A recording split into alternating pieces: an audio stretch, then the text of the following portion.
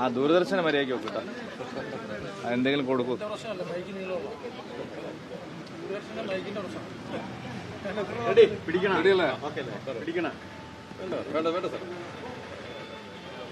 Okay ആണോ? പൗരത്വ നിയമ ഭേദഗതിയുടെ മറവിൽ സംസ്ഥാനത്ത് ജനങ്ങളെ ഭിന്നിപ്പിക്കാനുള്ള നീക്കമാണ് LDFും UDFും നടത്തിക്കൊണ്ടിരിക്കുന്നത്. പ്രത്യേകിച്ച് കേരളത്തിലെ 30% വരുന്ന മുസ്ലിം ജനസാമാന്യത്തെ ഇരു മുന്നണികളും കബളിപ്പിക്കുകയാണ്, അവരെ വഞ്ചിക്കുകയാണ്. പൗരത്വ നിയമ ഭേദഗതി ഇന്ത്യയിലെ പൗരന്മാർക്ക് വേണ്ടിയുള്ളതല്ല. പാകിസ്ഥാനിലും ബംഗ്ലാദേശിലും അഫ്ഗാനിസ്ഥാനിലും മതത്തിന്റെ പേരിൽ പീഡിപ്പിക്കപ്പെടുന്ന, ആട്ടിയോടിക്കപ്പെടുന്ന ആളുകൾക്കാർക്കെങ്കിലും ഈ രാജ്യത്ത് പൗരത്വം സ്വീകരിക്കണമെങ്കിൽ അതിനുള്ള അവകാശമാണ്. അല്ലാതെ നിലവിലുള്ള ഇന്ത്യൻ പൗരന്മാർക്ക് വേണ്ടിയുള്ള ഒരു നിയമമല്ല ഇത്. ഈ രാജ്യത്ത് പൗരത്വം കൊടുക്കുന്നതിന് വേണ്ടിയാണ്, ആരുടെയും പൗരത്വം എടുത്തു കളയുന്നതിന് വേണ്ടിയല്ല. എല്ലാ വസ്തുതയും മനസ്സിലാക്കിയിട്ടും സംസ്ഥാനത്തിന്റെ മുഖ്യമന്ത്രി ശ്രീ പിണറായി വിജയനും പ്രതിപക്ഷ നേതാവ് ശ്രീ VD സതീശനും പാവപ്പെട്ട ആളുകളെ വഞ്ചിക്കുകയാണ്, കബളിപ്പിക്കുകയാണ്. ജനങ്ങൾക്കിടയിൽ ഭിന്നിപ്പുണ്ടാക്കി ഈ തെരഞ്ഞെടുപ്പിൽ 4 വോട്ട് കിട്ടുമോ എന്നാണ് ഇരു മുന്നണികളും പരിശ്രമിക്കുന്നത്. അതിനുവേണ്ടിയുള്ള വലിയ മത്സരമാണ് ഇവിടെ നടക്കുന്നത്. മുസ്ലിം സമുദായത്തെ കബളിപ്പിക്കുകയാണ് LDFും UDFും. പിണറായി വിജയൻ പറയുന്നത് ഞാനിവിടെ പൗരത്വ നിയമം നടപ്പാക്കില്ല എന്നാണ്. ആരെങ്കിലും പിണറായി വിജയന്റെ അടുത്ത് പൗരത്വം ചോദിച്ചു വന്നിട്ടുണ്ടോ? പിണറായി വിജയനോട് ആരെങ്കിലും പൗരത്വം വേണമെന്ന് ആവശ്യപ്പെട്ടിട്ടുണ്ടോ? പിണറായി വിജയനും സംസ്ഥാന ഗവൺമെന്റിനും ഇതിൽ എന്താണ് ചെയ്യാനുള്ളത്? CAA നമ്മുടെ നാട്ടിൽ നിയമമായി കഴിഞ്ഞു. പൗരത്വ നിയമ ഭേദഗതി പാസ്സായി കഴിഞ്ഞു. അത് വിജ്ഞാപനമായി. ഇനി ആർക്ക് വേണമെങ്കിലും അഫ്ഗാനിസ്ഥാനിലോ പാകിസ്ഥാനിലോ ബംഗ്ലാദേശിലോ ഉള്ള മതത്തിന്റെ പേരിൽ പീഡിപ്പിക്കപ്പെട്ട, ആട്ടിയോടിക്കപ്പെട്ട ആർക്ക് വേണമെങ്കിലും ഇന്ത്യയിൽ പൗരത്വം എടുക്കാം. അതിനുള്ള അവസരമുണ്ട്. അതിനാരാണ് പിണറായി വിജയൻ അന്വേഷിച്ചു വരുന്നത്? പിണറായി വിജയൻ ഇതിൽ എന്താണുള്ളത്? പൊന്നൊരുക്കുന്നിടത്ത് പൂച്ചയ്ക്ക് എന്താണ് കാര്യം? മനസ്സിലാവുന്നേയില്ല. മുഖ്യമന്ത്രി വലിയ വർത്തമാനം പറയാണ്, കേരളം നടപ്പാക്കില്ല. കേരളം എന്തിനാണ് നടപ്പാക്കുന്നത്? രാജ്യം നടപ്പാക്കിയ ഒരു നിയമം കേരളത്തിൽ എന്തിനാണ് പ്രത്യേകമായിട്ട് നടപ്പാക്കുന്നത്? അതൊക്കെ ജില്ലാ കലക്ടർമാർ ചെയ്തോളും. മുഖ്യമന്ത്രി ഒന്നും ചെയ്യേണ്ട ആവശ്യമില്ല, സംസ്ഥാന ഗവൺമെന്റ് ഒന്നും ചെയ്യേണ്ട ആവശ്യമില്ല. കേരളത്തിലും ഇത് നടപ്പാവും.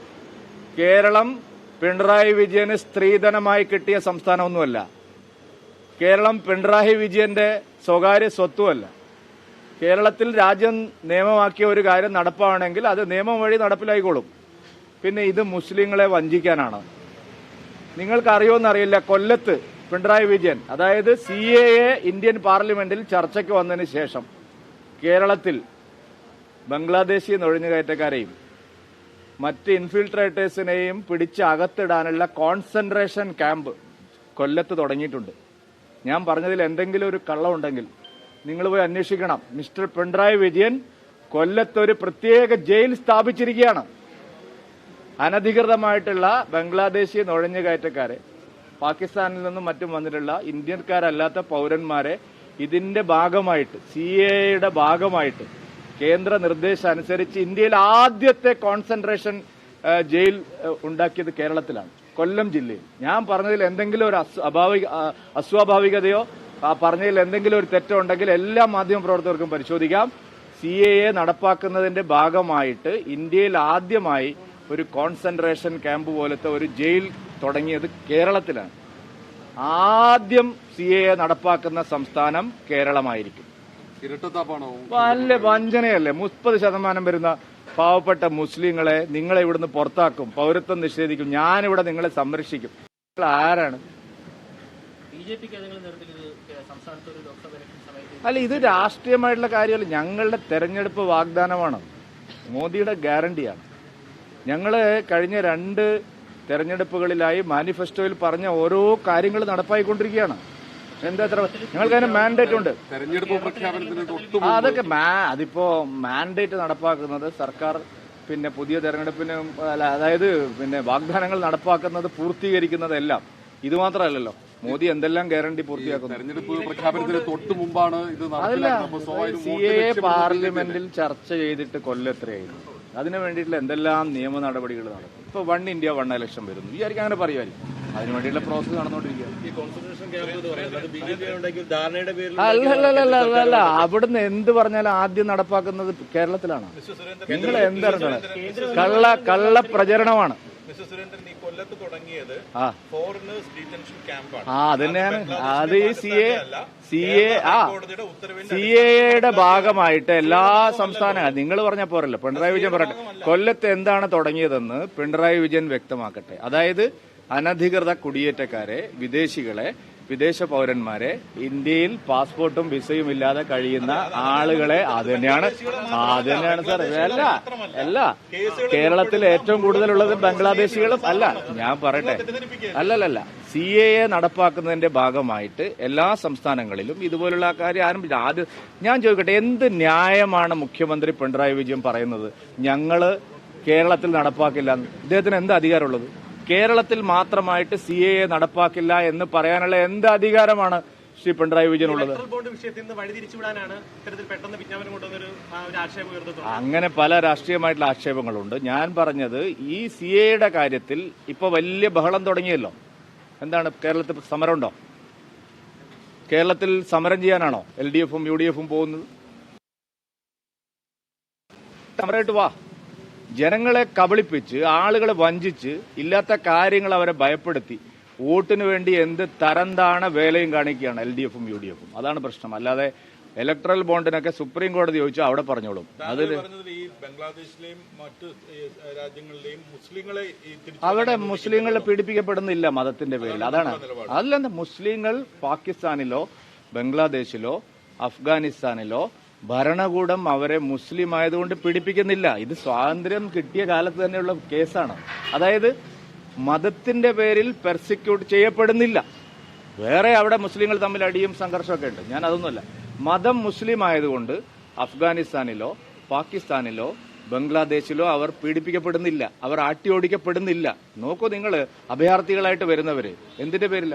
മതത്തിന്റെ പേരിലാണ്. പാകിസ്ഥാനിൽ എത്ര ശതമാനം ഹിന്ദുക്കൾ ഉണ്ടായിരുന്നു ഇന്ത്യ വിഭജന കാലത്ത്? അന്വേഷിച്ച് നോക്കൂ നിങ്ങൾ. അപ്പൊ നിങ്ങൾ വസ്തുത എന്തിനാണ് വളച്ചൊടിക്കുന്നത്? ഇത് CPM-ന്റെയും കോൺഗ്രസിന്റെയും കള്ളപ്രചരണമാണ്. മതത്തിന്റെ പേരിൽ പെർസിക്യൂഷന് വിധേയമാവുന്ന ന്യൂനപക്ഷങ്ങളായിട്ടുള്ള ആൾക്കാരെയാണ്. അതിൽ ക്രിസ്ത്യാനികളുണ്ട്, ജൈനന്മാരുണ്ട്, ബുദ്ധന്മാരുണ്ട്, ഹിന്ദുക്കളുണ്ട്. നിങ്ങൾ ഒരാളുടെ കാര്യം മാത്രം പറയില്ല. പാകിസ്ഥാനിലോ ബംഗ്ലാദേശിലോ അഫ്ഗാനിസ്ഥാനിലോ മുസ്ലിങ്ങൾ അവർ മതത്തിന്റെ പേരിൽ പീഡിപ്പിക്കപ്പെടുന്നില്ല. അത് തന്നെയാണ് സത്യം. CAA-യുടെ പേരിൽ കേരളത്തിൽ BJP എന്തെങ്കിലും നേട്ടമുണ്ടോ? അല്ല, ഇത് രാഷ്ട്രീയ നേട്ടത്തിനല്ല. ഞങ്ങളെ തെരഞ്ഞെടുപ്പ് വാഗ്ദാനങ്ങളാണ്. രാഷ്ട്രീയ നേട്ടം ഉണ്ടാവുമോ എന്നൊക്കെ ഉള്ളത് അവർ രാഷ്ട്രീയ നേട്ടത്തിന് വേണ്ടിയാണ് പരിശ്രമിക്കുന്നത്. ഞങ്ങൾ ഇതൊന്നും രാഷ്ട്രീയ നേട്ടത്തിന് വേണ്ടിയിട്ടല്ല. ഞങ്ങളുടെ പോയിന്റ് വളരെ ക്ലിയർ ആണ്. ഈ കാര്യത്തിലുള്ള നിലപാട് വളരെ വ്യക്തമാണ്.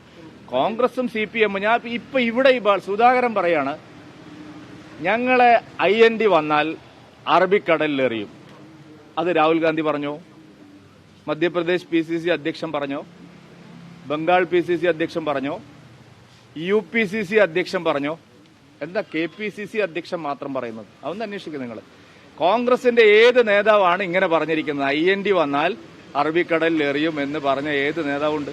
ഒന്നുമില്ല. ഇരട്ടത്താപ്പിന്റെ അപ്പോസ്തലനാണ് സുധാകരനും കമ്പനിയും. ഇലക്ട്രൽ ബോണ്ട് വിഷയം BJPക്ക് തിരിച്ചടിയാവുമെന്ന് ഭയപ്പെടുന്നു. അതൊക്കെ സുപ്രീം കോടതി ചോദിച്ച കാര്യങ്ങളിൽ സുപ്രീം കോടതി അതൊക്കെ SBI മറുപടി പറയും. BJPക്ക് എന്താണ് തിരിച്ചടി?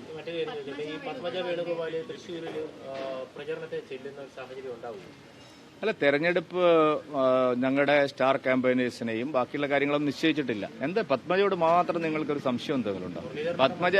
പത്മജ എല്ലായിടത്തും ഇല്ല. ആര് പറഞ്ഞു? പത്മജ തെരഞ്ഞെടുപ്പിൽ എവിടെയൊക്കെ പോകണമെന്ന് ഞങ്ങൾ ആലോചിച്ച് തീരുമാനിക്കും. പത്മജ BJPക്ക് കോൺഗ്രസിനെ പോലെ പത്മജ BJPയിൽ അവഗണിക്കപ്പെടില്ല. പത്മജയ്ക്ക് എല്ലാ ആദരവും ബഹുമാനവും എല്ലാ അവസരവും ഞങ്ങൾ നൽകും. അതിലൊരു സംശയം ആർക്കും വേണ്ട. പത്മജ കോൺഗ്രസിൽ ചവിട്ടി മതിക്കപ്പെട്ട പോലെ BJPയിൽ ഉണ്ടാവില്ല. ഷമാ മുഹമ്മദ് പറഞ്ഞത് നിങ്ങൾ കേട്ടില്ലേ? അതുപോലെ അനുഭവം ഞങ്ങളെ പാർട്ടിയിൽ ഉണ്ടാവില്ല. പുതുതായിട്ട് വന്ന ആരും അങ്ങനെ യാതൊരു വേവലാതിയും വേണ്ട. എല്ലായിടത്തും കോൺഗ്രസിൽ അവഗണിക്കപ്പെടുന്ന ആൾക്കാർ, ഇപ്പോൾ ക്ഷമ ഉൾപ്പെടെയുള്ള ആൾക്കാർ പ്രതികരിക്കുന്നുണ്ട്. അവഗണിക്കപ്പെടും. അവരൊക്കെ BJPയിലേക്ക് സ്വാഗതം ചെയ്യുന്നു. അല്ല, അവർക്കൊക്കെ വരാനുള്ള പിന്നെ നോക്കിയിട്ടാണ് സുരേഷ് ഗോപിയുടെ കാര്യത്തിൽ എന്തെങ്കിലും ഒരു പ്രത്യേകമായ ഒരു പാക്കേജ് എന്തെങ്കിലും ഉണ്ടാക്കുന്നുണ്ടോ? ആള് കുറവെന്നുള്ള പരാതിയുണ്ട്, അദ്ദേഹത്തിന് സുരേഷ് ഗോപിക്ക് ആള് കുറവെന്ന് പറയുന്ന ആൾക്കാർക്ക് തലയ്ക്ക് വെളിവില്ലെന്ന് മാത്രമേ ഞാൻ പറയുന്നുള്ളൂ. നിങ്ങൾ എന്ത് കണ്ടിട്ടാണ് ഈ പറയുന്നത്? സുരേഷ് ഗോപിക്ക് അദ്ദേഹം അങ്ങനെയൊന്നുമല്ല പറഞ്ഞില്ല. അദ്ദേഹം ഇതാണ് നിങ്ങളെ ഇത്രയും നീചമായ പ്രവർത്തനം. അദ്ദേഹം പറഞ്ഞത് ആ കോളനിയിൽ കുറച്ചു പേര് വോട്ട് ചേർത്തിട്ടുണ്ടായിരുന്നില്ല. അത് CPM-ന്റെ നിയന്ത്രണത്തിലുള്ള ഒരു കോളനിയാണ്. ആ കോളനിയിൽ ആളുകൾ കുറച്ചുപേര് വോട്ടർമാരായിട്ട് ചേരാണ്. ആളില്ലെന്ന് അദ്ദേഹം പറഞ്ഞിട്ടില്ല. എന്തിനാണ് നിങ്ങൾ ഈ കുത്തിത്തിരിപ്പ് ഉണ്ടാക്കുന്നത്? സുരേഷ് ഗോപിക്കുള്ളത്ര ആള് വേറെ എവിടെയാണ് കേരളം? ഏത് സ്ഥാനാർത്ഥിക്കാണുള്ളത്? ഒരു പ്രത്യേക പരിഗണന സുരേഷ് ഗോപി കൊടുക്കും സംസ്ഥാന നേതൃത്വം. എന്താ ഇപ്പൊ കൊടുക്കുന്നില്ലേ? ഏഷ്യാനെറ്റിന് ഇപ്പൊ ബാക്കിയുള്ള സ്ഥലത്തൊന്നും പറയാൻ പറ്റാതായില്ലേ? ഇനിയിപ്പോ തൃശ്ശൂർ മാത്രമേ പറയാൻ പറ്റുള്ളൂ. ശരി, നിർത്തിക്കോ.